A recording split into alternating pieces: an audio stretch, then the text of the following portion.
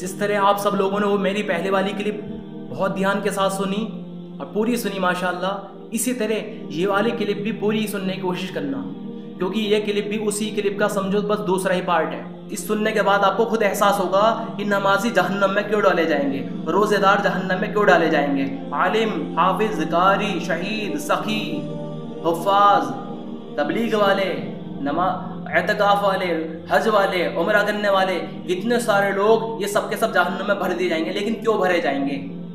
इसलिए जो है पूरा सुने, पहले अपनी राय कायम करने से पहले इसे पूरा सुने, जब जाके पूरी बात समझ में आएगी।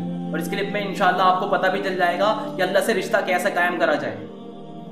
जिस किसी रिश्ते में मोहब्बत ना हो वो रिश्ते कायम नहीं रह पाते, अक्सर टूट जाया करते हैं। मिसाल के तौर पे मियाँ बीवी का रिश्ता उठा लो, उनके रिश्ते के अंदर अगर मोहब्बत आपस में ना हो, आपस में ना बन रही हो, तो अक्सर तलाक हो जाया करती है। और कुछ लोग बेचारे मजबूरी में बस बिता रहे होते ज़िंदगी, किसी तरह बस बीत जाए ज़िंदगी, ये ज़रूरत तो पूरी होती जा रही है, लेकिन मुर्दा दिली के साथ ज़िंदगी गुजार रहे होते हैं। वो रिश्ते उनके ऊपर बोझ बन जाते हैं, मन नहीं लगता। इसी तरह जब अमालों में अल्लाह की मोहब्बत का रिश्ता कायम ना हो तो अमाल इसके ऊपर बोझ लगने लगते हैं, अक्सर ऐसे अमल छूट जाया करते हैं। या फिर कुछ लोग बस अमाल में गुजर रहे होते हैं आदतन या बोझ की तरीके से कि भाई करने तो पड़ेंगे वरना अजाब होएगा, आदतन वो अपने अमाल कर रहे होते हैं। दुनियावी रिश्ते में अगर मोहब्बत ना हो तो मियाँ बीवी कुछ ज़रिए पूछते हैं, ख़ास तौर से औरतें ज़रिया पूछती है कि कोई ऐसा ज़रिया बताओ ताकि मोहब्बत पैदा हो जाए। अल्लाह वालों से जाके मिलते हैं और हत्ता कि आमिलों से भी जाके मिलते हैं, किसी तरह कोई ऐसी चीज़ पढ़ के दे दो कि मोहब्बत पैदा हो जाए। लेकिन आज तक अल्लाह से रिश्ता कायम नहीं हो पाया, किसी अमल में अल्लाह की मोहब्बत का जज्बा पैदा नहीं हो पाया, दिल अल्लाह की मोहब्बत के जज्बे से एकदम खाली है, उसके एहसास से खाली है। आज तक इसके अंदर में फूटी ज़बान से ये नहीं निकला कि कोई ज़रिया तो बता दो, कोई रास्ता तो बता दो कि अल्लाह से मोहब्बत कायम हो जाए, दिल अल्लाह की याद के लिए जो है तड़पने लगे। कभी आज तक पूछने को तैयार नहीं है। ज़राए असल नहीं होते, असल फ़वाइद या फिर मकसद होते हैं। अगर ज़राए को ही मकसद समझ ले कोई, या फिर ज़रिए तो इस्तेमाल करे और ज़रिए के बाद उस मकसद को ना पाए तो ऐसे ज़रिए बोझ लगने लगते हैं, या फिर ऐसे ज़रियों को कोई फ़ायदा महसूस नहीं होता। इस वजह से ऐसे ज़रिए को बंदा छोड़ दिया करता है। मिसाल के तौर पे पंखा एक ज़रिया है किस चीज़ का, कि हवा को हासिल करने का। बावजूद पंखा चलाने के हवा ना मिले तो बंदा परेशान हो जाएगा, बेचैन हो जाएगा, भाई यार हवा क्यों नहीं आ रही, ठीक। और अगर हवा मिल रही हो पहले से, ठंडक हुई हो, ठंडा मौसम हो, तो पंखे की कोई ज़रूरत ही नहीं है। इसी तरह खाना असल नहीं है, असल जो है भूख का मिटना है। खाना खाने के बाद भी भूख ना मिटे तो बंदा परेशान हो जाएगा कि भूख क्यों नहीं मिट रही, खाता रहेगा जब तक कि भूख ना मिट जाए। और अगर भूख ही नहीं लग रही हो तो ऐसे खाने की कोई ज़रूरत ही नहीं है, क्योंकि भूख ही नहीं लग रही। इसी तरह दवा जो है, दवा असल नहीं है, असल जो है शिफा है। दवा खाने के बाद भी शिफा ना मिल रही हो तो बंदा परेशान हो जाएगा, बेचैन हो जाएगा कि शिफा क्यों नहीं मिल रही। और अगर बंदे को पहले शिफा मिली भी हो, कोई बीमारी ना हो, तो ये बंदा दवाई खा के क्या करेगा। तो इसी तरह ये सारी की सारी चीज़ें एक ज़रिया है असल मकसद तक पहुँचने का। पंखा ज़रिया है हवा तक पहुँचने का, खाना ज़रिया है भूख मिटने का, दवा ज़रिया है शिफा हासिल करने का। अगर ये सारी चीज़ें ना मिले इन ज़रिए के इस्तेमाल करने के बाद भी तो बंदा परेशान होता, बेचैन होता है। बिल्कुल इसी तरह नमाज, रोज़ा, ज़िक्र, तिलावत, इल्म, जिहाद, अल्लाह के रास्ते में निकलना, सदका खैरात करना, ये सब के सब एक ज़रिए थे अल्लाह तक पहुँचने के, अल्लाह से अपना रिश्ता कायम करने के, अल्लाह को पाने के। लेकिन आज तक भी इन सारे ज़रिए इस्तेमाल करने के बाद भी अल्लाह से ताल्लुक़ कायम नहीं हो पाया। इसे अंदर में कोई फ़िक्र नहीं है, कोई परेशानी नहीं है, कोई टेंशन नहीं है, बल्कि बिल्कुल इत्मीनान से ज़िंदगी गुजर रही है कि हाँ अमल तो कर ही रहे हम। देखो ये ज़रिए असल नहीं है, असल तो है अल्लाह को पाना है। ये अमल ज़रिए थे, लेकिन हम लोगों ने क्या करा, अमल को ही मकसद समझ लिया।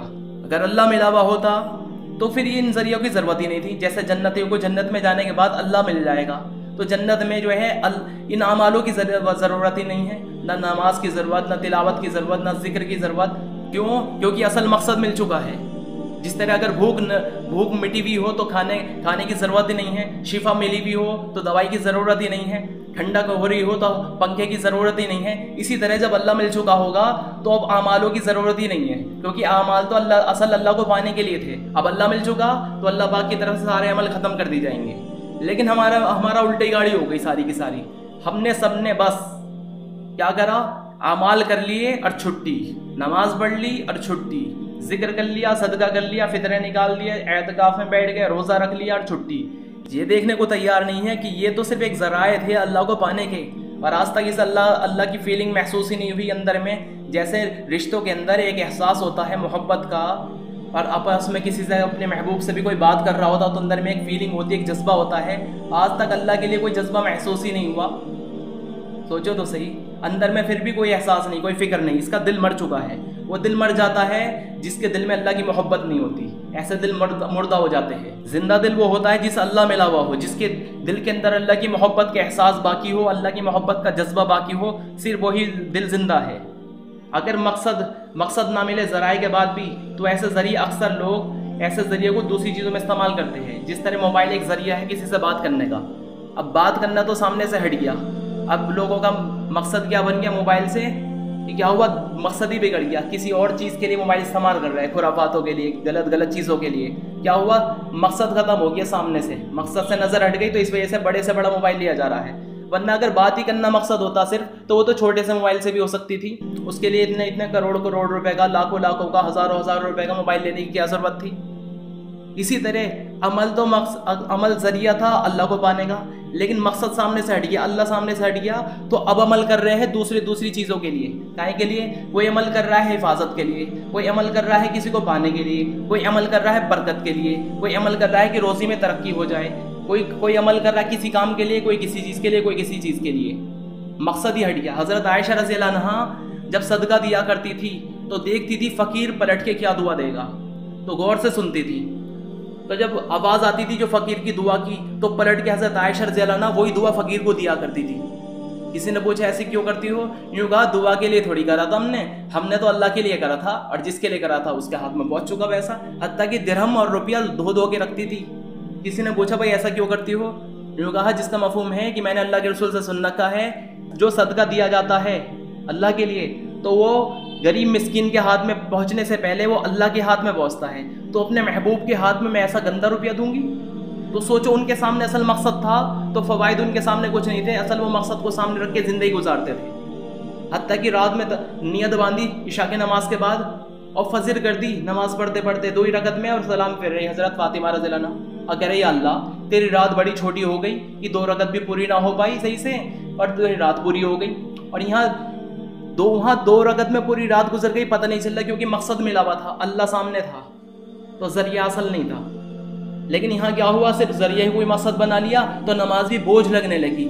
یہ اعمال تو محبوب کو پانے کا ذریعہ تھا، اللہ ہمارا محبوب ہے، اسے پانے کا راستہ تھا یہ اعمال، لیکن ہم نے کیا ہوا؟ محبوب کو چھوڑ دیا اور عمل کو ہی اپنا مقصد بنا کے زندگی گزر رہی ہے۔ کسی کو دینے کے لیے سب سے بڑی چیز ہے وہ ہے محبت، اور اللہ کی بارگاہ میں اللہ محبت سے کم درجے کی کوئی چیز بھی قبول نہیں کرتا، اور نہ ہی کسی انسان کے لیے جائز ہے کہ وہ اللہ کے حضور میں محبت سے کم کسی بھی چیز کا نذرانہ پیش کرے۔ اللہ کے حضور محبت سے خالی عمل پیش کرنا یہ اس بات کا پختہ ثبوت ہے کہ اس کا رشتہ اللہ پاک سے ٹوٹا ہوا ہے، اس کے دل اللہ کی محبت سے خالی ہو چکا ہے۔ نماز تو ساری لذتوں سے بڑھ کر لذیذ ہے، جس میں مشغول ہو کر انسان دونوں جہاں سے بے خبر ہو جاتا ہے۔ ایسا محسوس ہوتا ہے کہ گویا کہ وہ اپنی دنیا سے نکل کر اللہ پاک کی دنیا میں پہنچ گیا۔ نماز کیا ہے؟ نماز ایک راستہ ہے اللہ تک پہنچنے کا، اس جہاں سے نکل کر اللہ تک پہنچنے کا ایک راستہ تھا۔ جبھی تو وہاں پر پوری رات رکوع میں گزر گئی، پوری رات سجدے میں گزار دی، کیا ہوا کہ محبوب تک پہنچ گئے۔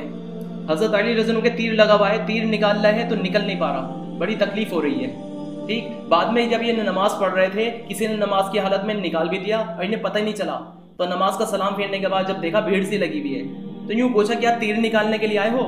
تو لوگوں نے کہا وہ تو ہم نے نکال بھی لیا۔ تو جب دیکھا ٹانگ کی طرف تو دیکھا تیر ہی نہیں ہے، یوں کہا اچھا نکال بھی لیا، مجھے پتہ ہی نہیں چلا۔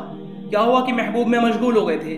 کوئی بندہ اپنے محبوب سے موبائل پہ بھی باتیں کر رہا ہو تو اندر میں ایسی فیلنگ ہوتی ہے، ایسی جذبہ ہوتا ہے کہ بات کرتے کرتے مچھر کا بھی پتہ نہیں چلتا کہ مچھر کاٹ رہا ہوتا۔ لیکن اللہ پاک سے محبت کا کیا عالم ہے، ہلکا سا بھی نماز کے اندر ہلکا سا بھی مچھر مکھی دکھ کر دے تو اور تعلق ختم۔ اول تو تعلق ختم کیا، تعلق قائم ہوتا تو تبھی تو ختم ہوتا۔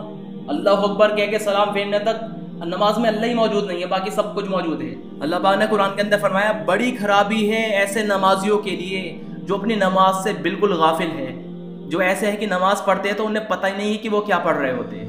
ہماری یہی تو حالت ہے، نماز پڑھ رہے ہوتے ہیں پتہ ہی نہیں کہ کیا پڑھ رہے ہیں۔ کوئی انگلش میں میسج آ جائے، اب پتہ چلے کہ بینک کی طرف سے آیا ہے، ٹھیک، تو لوگوں سے پوچھے گا بتاؤ ذرا پڑھ کے کہ کیا لکھا ہوا ہے، جسے انگلش نہیں آتی، نماز پوری کی پوری گزر گئی، اس کے اندر جو صورتیں یہ پڑھ رہا ہے اس کا مطلب اس نے آج تک یاد نہیں، ساری زندگی گزار دی کہ اللہ پاک سے یہ کیا باتیں کر رہا ہے، اور اسے کوئی اندر میں احساس نہیں ہے کہ کسی سے معلوم کر لوں، یاد کر لوں۔ اللہ پاک نے قرآن کے اندر فرمایا بعض انسان وہ ہیں جو اللہ کے سوا دوسرے کو بھی اللہ کے برابر ٹھہراتے ہیں اور ان سے ایسی محبت کرتے ہیں جیسی محبت اللہ سے کرنی چاہیے تھی، اور جو ایمان والے ہیں وہ اللہ ہی سے زیادہ محبت کرتے ہیں۔ اب ہم سب کے سب خود اپنا جائزہ لے لیں، خود اپنا محاسبہ کر لے، خود اپنے آپ کو چیک کر لے سب کے سب کہ جب دنیا والوں سے تعلق ٹوٹتا ہے تو اندر میں بے چینی ہوتی ہے۔ مثال کے طور پہ اگر کوئی مر بھی گیا، اپنا کوئی مر گیا، تو اندر میں ایسے غم، ایسا احساس، ایسی تڑپ ہوتی ہے کہ روتے روتے اسے ہوش نہیں، اور اس کا اللہ سے رشتہ ٹوٹ گیا، اس کا دل مر چکا ہے، اس میں اللہ کی محبت کے جذبے باقی نہیں ہے، اندر میں ایک آنسو ٹپکنے کو تیار نہیں۔ دنیا والوں کی ناپاک محبت میں کیا حال ہوتا ہے، دنیا کی ناجائز اور ناپاک محبت میں اگر بات چیز بند ہو جاتی ہے تو بندے مرنے کو تیار ہو جاتے ہیں، سوسائڈ کر لیتے، بہت سارے اپنے ہاتھوں کی نسیں کاٹے پھرتے ہیں، روتے روتے ہوش نہیں لیتے، نہ کھانے میں دل لگتا، نہ سونے کو جی چاہتا، راتوں کو نیندیں قربان کر دیا کرتے ہیں، کسی چیز میں من نہیں لگتا۔ کیا ہوا کہ ناپاک محبت میں رشتہ ٹوٹ گیا۔ اور ہمیں اللہ پاک کی کیسی محبت ہے کہ اللہ سے رشتہ ٹوٹا ہوا ہے، آج تک کوئی ایسی رات نہیں گزری کہ اس تڑپ میں، اس بے چینی میں نیند نہ آ رہی ہو، کبھی آج تک اس کے نام پر کھانا بھی چھوڑا۔ یہ کیا ہوا کہ اللہ سے رشتہ ٹوٹا ہوا ہے، پتہ کیا چلا، بس زندگی گزر رہی ہے ایسے ہی۔ اور کل قیامت کے دن اللہ پاک سب سے پہلے ان لوگوں کا حساب لیں گے جن لوگوں نے عمل تو کیے تھے لیکن عمل کا مقصد اللہ ہٹ گیا تھا، یعنی یہ ذریعے تو استعمال کرے تھے لیکن مقصد کو نہ پا سکے تھے، عمل کو ہی صرف مقصد بنا کے زندگی گزار رہے تھے اور عمل کی غرض بدل گئی تھی، اللہ کے علاوہ کوئی اور غرض ہو چکی تھی۔ ایسے لوگوں کو اٹھا کے جہنم ان سے دہکائی جائے گی، وہ جہنم میں ڈالے نہیں جائیں گے بلکہ جہنم ایسے لوگوں سے دہکا دی جائے گی، بھڑکا دی جائے گی۔ اللہ پاک سب سے پہلے علم والوں کو اٹھائیں گے۔ اب علم کیا ہے؟ علم ایک ذریعہ تھا اللہ کو پانے کا، اللہ تک پہنچنے کا، اللہ کی معرفت کی کنجی تھے علم، لیکن کچھ لوگوں کے سامنے سے کیا ہوا، مقصد ہٹ گیا، اللہ ہٹ گیا، صرف علم ہی کو انہوں نے مقصد بنا لیا، تو اندر میں تکبر بھر گیا، اپنے آپ کو بڑا ہی جتانے لگے۔ تو اللہ پاک ایسے عالموں کو، ایسے حافظوں کو، ایسے قاریوں کو اللہ پاک سب سے پہلے اٹھائے گا کہ ہم نے تمہیں علم دیا تھا کیا کرا، اور ایسے والے نہیں کہ جو عمل نہیں کرتے تھے، عمل والوں کو اٹھائیں گے اللہ پاک، یہ کہیں گے ہم نے تمہیں علم دیا تھا کیا کرا، یہ کہیں گے اللہ دن میں روزے بھی رکھے، رات میں تہجد میں بھی پڑھا، خوب سیکھا بھی سکھایا بھی، اللہ فرمائیں گے کیوں کرا تھا، یہ کہیں گے اللہ تیرے واسطے، اللہ فرمائے گا جھوٹ بول رہے ہو اس لیے کرا تھا تاکہ تمہیں حافظ کہے، قاری کہے، عالم کہے، مفتی کہے، کہا جا چکا وہ تو دنیا میں، اب تمہارے لیے سوائے جہنم کا کچھ بھی نہیں ہے، تم نے میرے واسطے نہیں کرا تھا۔ تو فرشتوں کو اللہ پاک حکم دیں گے اسے پکڑو اور جہنم میں پھینک دو، فرشتے اسے پیر سے پکڑ کے منہ کے بل گھسیٹتے ہوئے جہنم میں پھینکیں گے۔ شہیدوں کو بلایا جائے گا جنہوں نے اللہ کے راستے میں جان دے دی تھی۔ اب اللہ کا راستہ جماعتوں میں جانا یا پھر جہاد میں نکلنا، یہ سب ایک راستہ تھا، ایک ذریعہ تھا اللہ تک پہنچنے کا، لیکن مقصد سامنے سے ہٹا، صرف جماعت میں جانا یا پھر جہادی کرنا، جد و جہد کرنا، یہ مقصد بن گیا تھا اور اللہ سامنے سے ہٹ گیا تھا، ذریعہ کو ہی مقصد سمجھ لیا تھا۔ تو ایسے لوگوں کو کیا ہوگا، اللہ پاک فرمائیں گے ہم نے تمہیں جان دی تھی کیا کرا، یہ کہیں گے اللہ تیرے راستے میں اتنا پھرا اتنا پھرا اتنا پھرا حتیٰ کہ شہید ہو گیا تھا، یہ کیوں ہوئے تھے، اللہ تیرے واسطے۔ اللہ فرمائیں گے جھوٹ بول رہے ہو اس لیے ہوئے تھے تاکہ تمہیں شہید کہے، وہ تو کہا جا چکا دنیا میں، چلو جہنم میں۔ فرشتے اسے پیر سے پکڑ کے منہ کے بل گھسیٹتے ہوئے اسے بھی جہنم میں پھینکیں گے، ایسے لوگوں کو بھی۔ سخیوں کو بلایا جائے گا جنہوں نے مال خرچ کرا تھا۔ مال کیا تھا؟ مال خرچ کرنا ایک ذریعہ تھا، ایک راستہ تھا اللہ تک پہنچنے کا، اللہ کو پانے کا، لیکن کیا ہوا، مقصد سامنے سے ہٹ گیا، اللہ کو پانا سامنے سے ہٹ گیا، صرف مال خرچ کرنا ہی مقصد بن گیا تھا۔ اب ایسے لوگوں کو اللہ پاک اٹھائے گا، ہاں بھائی ہم نے تمہیں مال دیا تھا کیا کرا، یہ کہیں گے اللہ تیری راستے میں خوب خرچ کرا، اتنا خرچ کرا اتنا خرچ کرا، کوئی جگہ ہم نے ایسی نہیں چھوڑی جہاں پہ خرچ نہ کرا ہو، غریبوں میں، مسکینوں میں، فقیروں میں، مدرسوں میں، مسجدوں میں، ہر جگہ ہم نے بیواؤں میں، سب جگہ خرچ کرا، کوئی راستہ ہم نے چھوڑا نہیں تھا خرچ کرنے کے لیے۔ اللہ پاک فرمائیں گے کیوں کرا تھا، یہ کہیں گے اللہ تیرے واسطے، کہ جھوٹ بول رہے ہو اس لیے کرا تھا تاکہ تمہیں سکی کہے، وہ تو کہا جا چکا، چلو جہنم میں۔ انہیں بھی فرشتے پکڑیں گے پیر سے، منہ کے بل گھسیٹتے ہوئے انہیں بھی جہنم میں پھینکیں گے۔